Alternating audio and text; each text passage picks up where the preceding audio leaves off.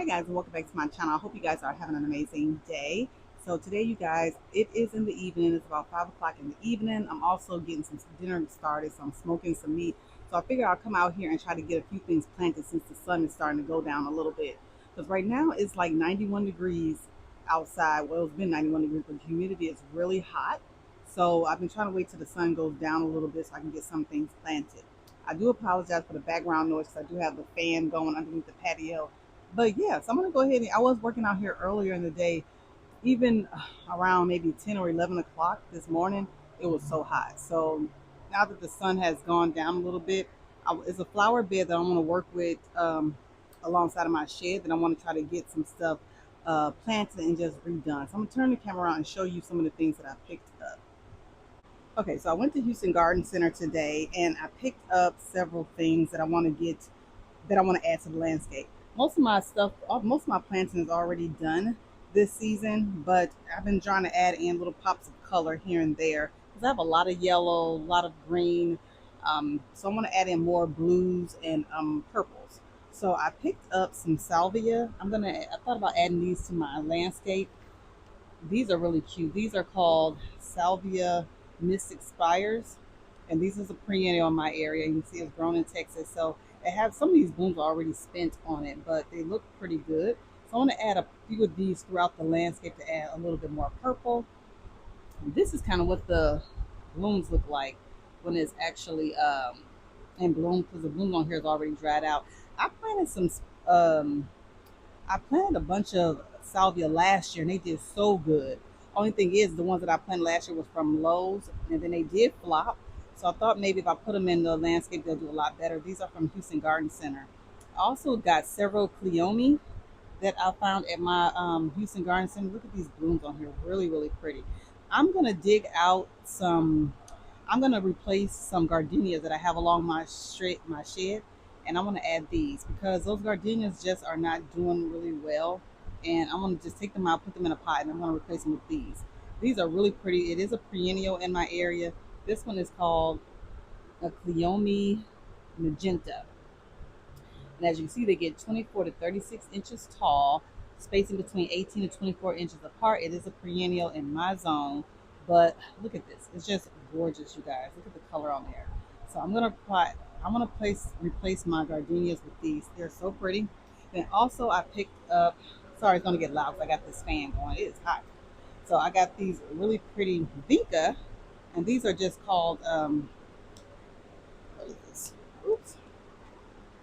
These are called Vinca Coral Polka Dot. Actually, I got several of these throughout my garden already. And I just love the dainty white and purple or pinkish colored blooms on it. I like Houston Gardens because most of the stuff is grown here in Texas. So I know they usually do really well in my climate. So yeah, I try to pick up some stuff that's Texas grown, homegrown. So that way I know they usually do good and then I don't have to baby anything. Anyway, so yeah, I'm gonna turn the camera around. I'm gonna show you what I want to work on. This side is kind of shaded actually. So this is what I want to work on here is this bed here. I already have some gardenias in this bed that I planted up, I don't know, maybe 2 years ago. And these are supposed to be like a dwarf variety, but they never bloom. They never they haven't put on much growth at all. And they just don't do, I just don't do good with gardenias in my garden. I don't know what it is. They're just so finicky. So I'm going to take these out and I'm going to replace those with those Cleomes. And I think that's going to be a nice, beautiful drift here. And then I'll put the Vinca in front. I think that'll be really nice. This area gets like it's full sun, but it also, as you can see, it only gets maybe 5 or 6 hours of sun a day. It's not full sun all day long because as you can see now, it's really shaded under here. So I think it gets morning sun and then afternoon shade because right now it feels really cool in this area. It's very shaded, so I think it'll do really well. Those Cleomes do really well in this spot. I planted up this container maybe a week ago. I added in those some Superbena. I think this is Rosette. This is Proven Winners Rosette or Rose. I think it's Rose. Superbena Rose by Proven Winners is doing really good. Has beautiful blooms on it. I added another Wicked Witch Coleus here, and then I added in a what is this? Angel Face. Um, what is this thing called? Angel Face Caladium. I did have to, and I added actually some more up here as well. You can see some of them have little blooms. If y'all remember during my garden tour, I had this with bubble gum, but y'all, some of them just died. So what I did was I pulled the ones that died out and I added in a coleus and then I added in some verbena. I did leave in one bubble gum, which kind of looks like she don't look her best either, child. But it is what it is. So I'm gonna leave her in there until she dies off. If she, because sometimes they just don't. I don't know what it is. I've been fertilizing it, cutting it back. Um, I've been watering it, all of his own irrigation, and then I've been fertilizing it every week, putting BT. And sometimes they just always look tired out. The super tunias when I put them in my garden. I don't know what it is, but anyway. So I added in. I left this one because it survived, and then I added in another verbenum here, and then I added in one here, and then I added another coleus. The one in the front actually it's doing okay. I cut this one back hard because it was definitely needing it, but it's starting to put on some more blooms.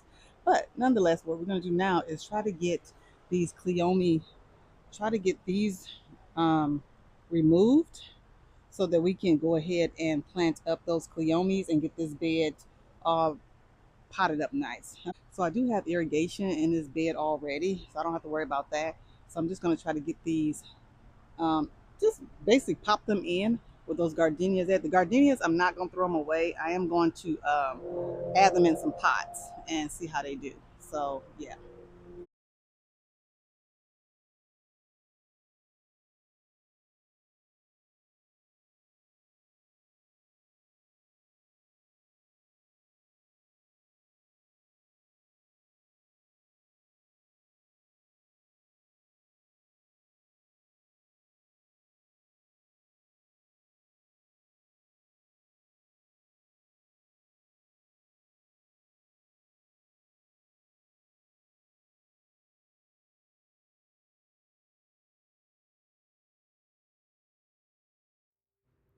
So I'm just going to go ahead and voice over this portion of the video just to make it a little bit easier so I can explain what I'm doing. So first I'm going ahead to dig out these gardenias. Like I said, I had these dark gardenias in this spot for at least about maybe 2 years now. They've been in there for a while and they have never really put on any growth and they kind of just always didn't really do well. So I want to take these out and just change this flower bed up and put something else with a little bit more pop of color and then things that I think will do well in this space.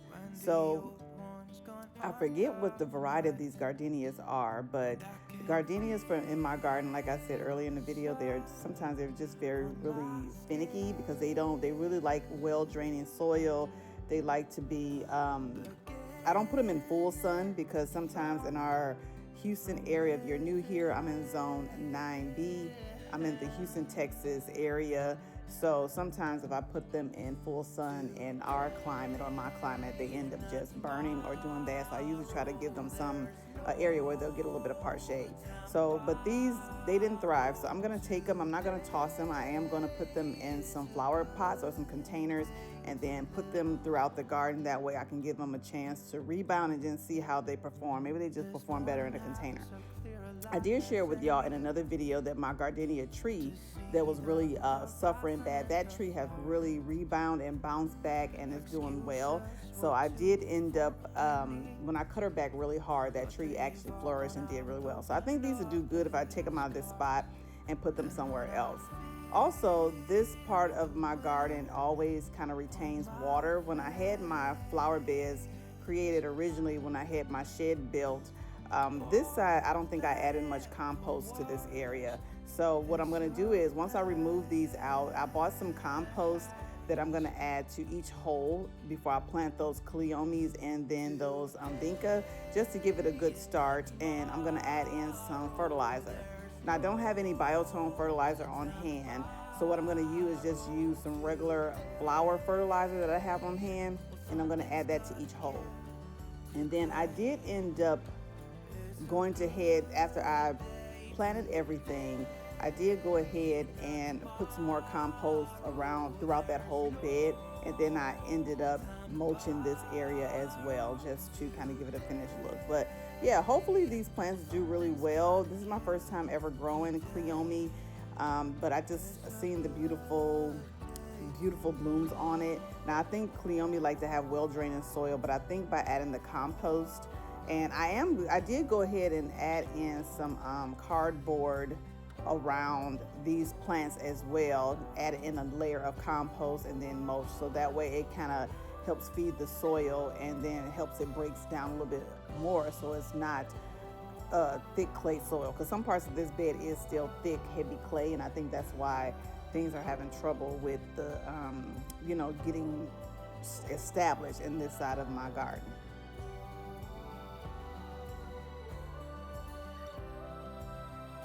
Today and not tomorrow, there's no time to borrow.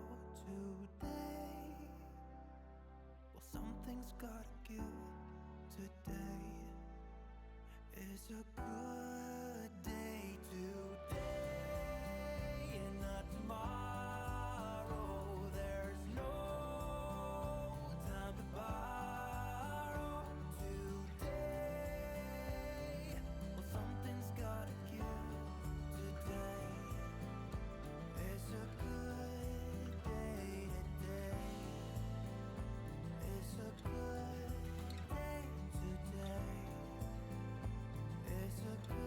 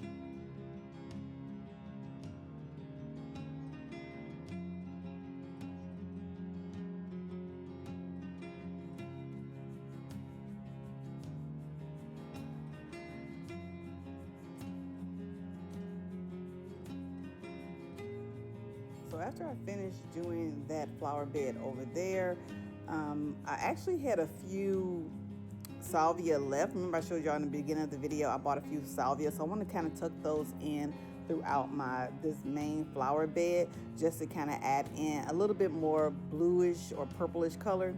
I think they're blue. I think they call them purple in the garden world, but they look more blue to me. But I want to add in pops of those colors throughout the garden. So I'm going to add, I had a coleus here, a Wicked Witch coleus, it just did not do any good at all. So I pulled that one out. I think because it was in this spot here is full sun. So I thought it would be a little bit more shaded because I have these grasses here, but it still was end up just struggling. So I ended up pulling that one out, and then I'm going to add this salvia here. And then also I'm going to add a few more throughout this garden bed as well.